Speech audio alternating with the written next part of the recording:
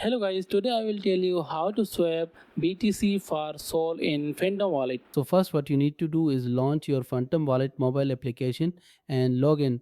Verify you have sufficient Bitcoin in your wallet for the conversion process. Ensure you are using the Bitcoin network by checking your active network settings. If Bitcoin isn't visible, tap your account at the top and access network settings. Enable Bitcoin network if it's not already active on your homepage. Note that direct BTC to SOL conversion isn't possible within Phantom Wallet. You'll need to use an exchange as an intermediary for this conversion. Open your preferred exchange application such as OKX and log into your account. Navigate to the deposit section and select Bitcoin to get a deposit address. Copy this deposit address and return to Phantom Wallet to send your Bitcoin. Confirm the Bitcoin transfer from Phantom Wallet to the exchange address. Once Bitcoin appears in your exchange account, access the convert feature. Select Bitcoin as your source currency and Solana as your target currency. Enter the conversion amount and review the exchange rate and fees.